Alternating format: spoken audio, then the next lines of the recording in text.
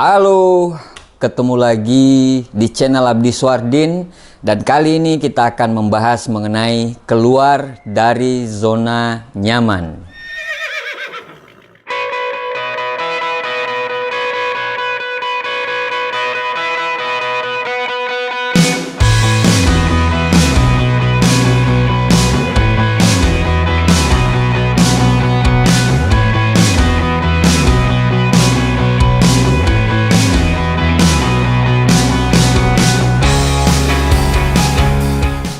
Alkisah dikisahkan ada 3 jenis angin itu lagi bercanda. Mereka ngelihat ada monyet lagi bergelantungan di pohon dan mereka melakukan sayembara.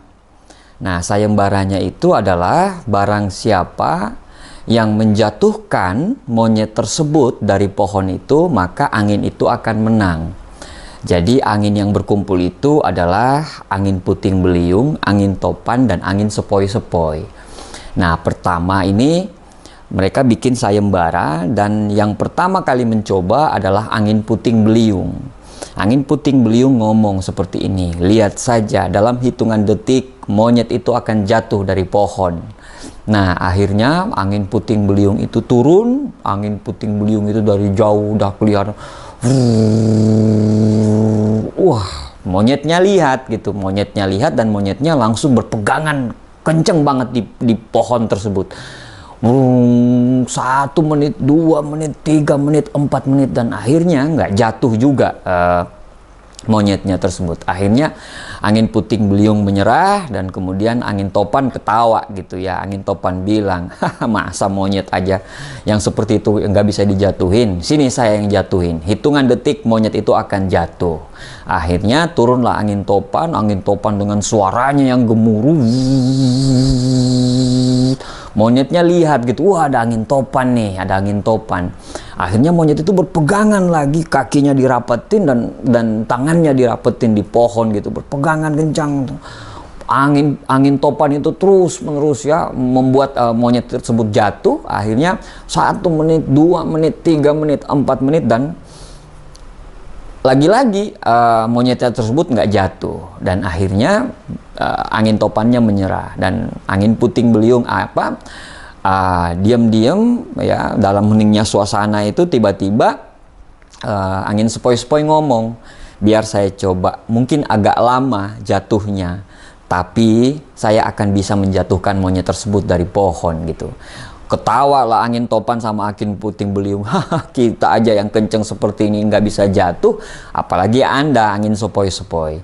Akhirnya angin sepoi-sepoi bilang, "Biar saya coba dulu." Nah, akhirnya turun angin sepoi-sepoinya ya, nggak berasa gitu, tenang gitu ya.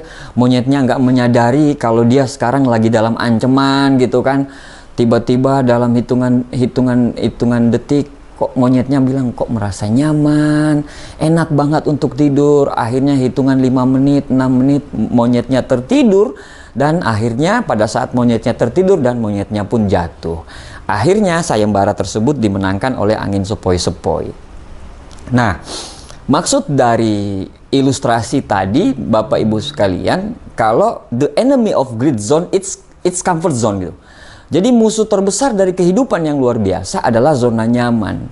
Banyak sekali orang-orang yang bisa dibilang dengan talenta yang luar biasa, dengan kelebihan yang luar biasa, dengan rahmat yang Tuhan kasih, dengan kelebihan-kelebihan yang luar biasa, tapi di dunia ini tuh tidak jadi apa-apa. Kenapa? Karena mereka sudah nyaman pada diri mereka gitu.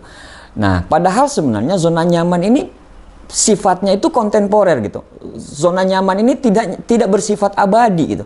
Zona nyaman ini hanya bersifat sementara. Contohnya seperti ini. Seorang karyawan dengan gaji yang sekitar 3 jutaan, mungkin 10 tahun yang lalu 3 juta itu merupakan gaji yang besar. Tapi untuk saat sekarang dengan 3 juta Anda tidak akan mendapatkan apa-apa dengan cuman gaji 3 juta.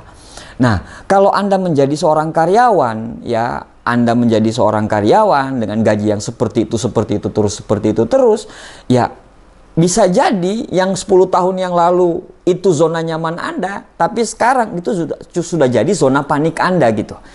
Nah, seperti itu. Jadi memang tidak ada zona nyaman yang abadi. Sifatnya itu hanya sementara gitu.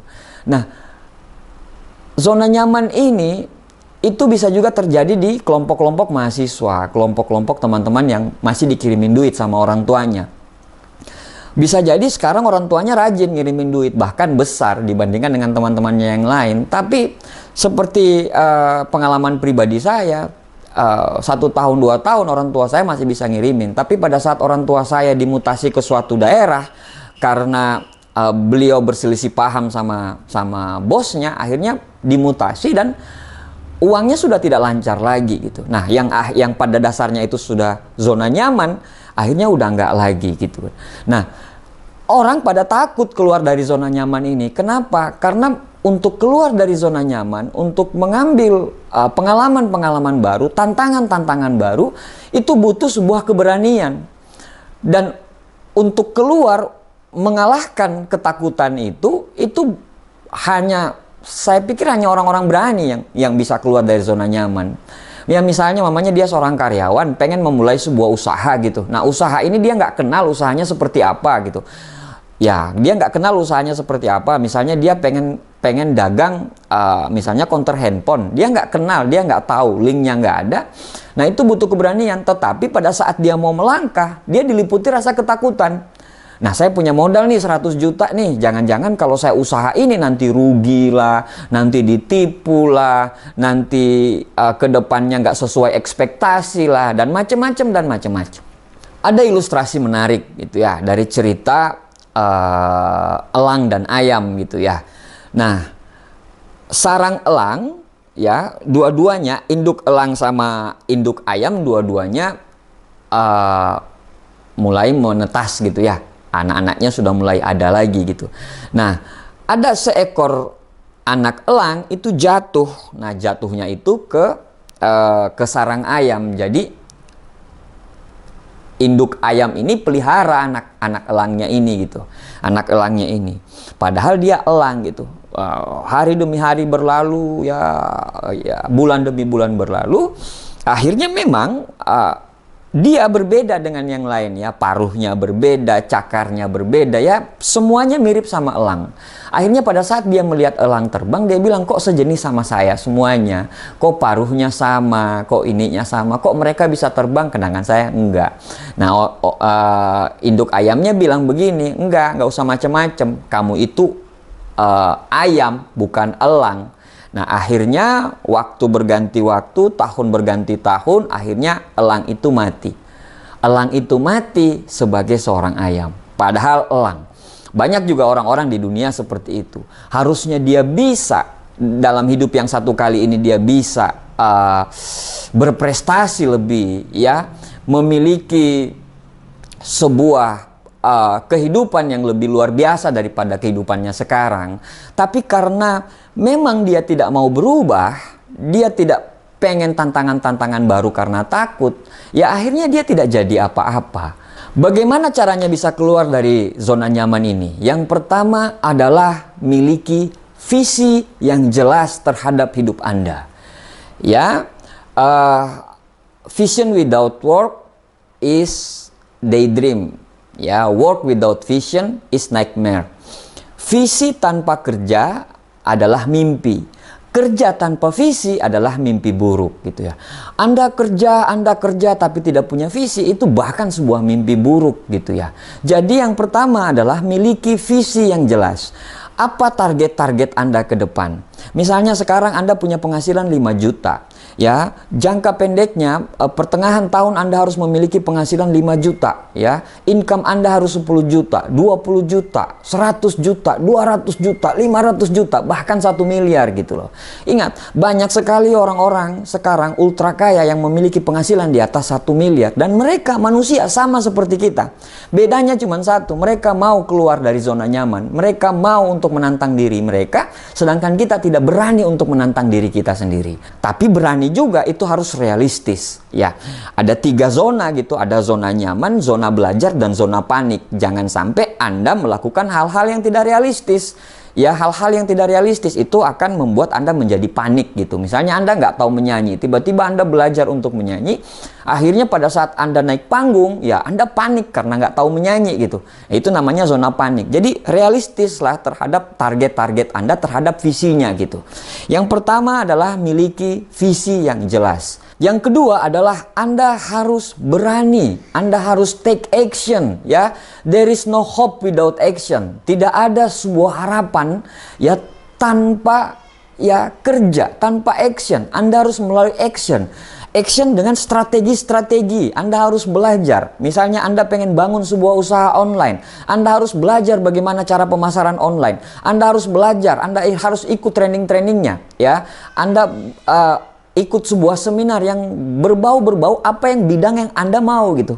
Anda harus lakukan. Tidak bisa Anda cuma memikirkan, Anda punya visi tapi Anda tidak melakukan. Jadi Anda harus take action. Yang berikutnya, Anda harus selalu berpikir positif. Ya, orang-orang berpikir positif pada saat dia memulai sebuah usaha, pada saat dia keluar dari zona nyaman dia sudah paham banget kalau zona itu bukan zona dia. Zona tersebut bukan zona keterampilan dia. Dia harus memulai lagi yang baru. Dan untuk memulai lagi yang baru, dia harus siap atas kegagalan dan kegagalan. Kalau dia sudah berpikir positif, pada saat dia merasa gagal, dia akan bilang, saya lagi belajar. Pada saat dia menemukan kegagalan, dia akan bilang, saya lagi belajar. Pada saat dia menemukan kegagalan, dan kegagalan, orang yang berpikir positif ini akan mengatakan, saya lagi belajar.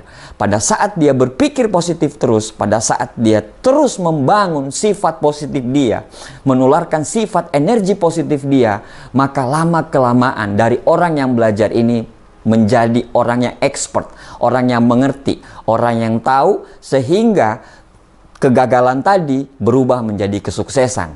Satu hal yang harus kita pahami, kalau kesuksesan dan kegagalan itu diciptakan satu paket. Nah, kesuksesan dan kegagalan itu diciptakan seperti gembok dan kunci.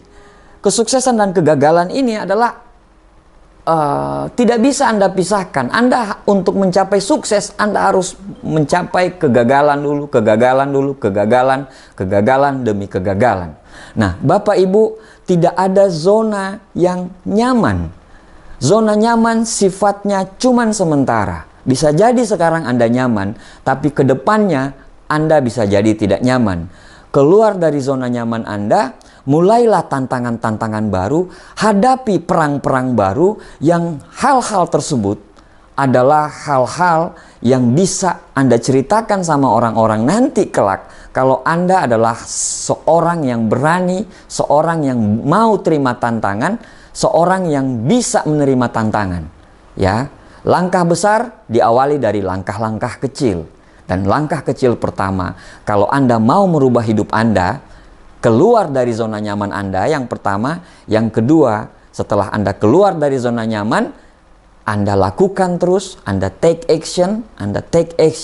Yang ketiga, Anda akan melihat kehidupan lain di luar zona Anda yang ternyata lebih sangat menjanjikan daripada kehidupan Anda. There is no hope without action. Semuanya tergantung dari action Anda dari mulai saat ini. Keluar dari zona nyaman Anda dan ambil zona kemerdekaan Anda di kemudian hari. Terima kasih. Sukses buat kita semuanya.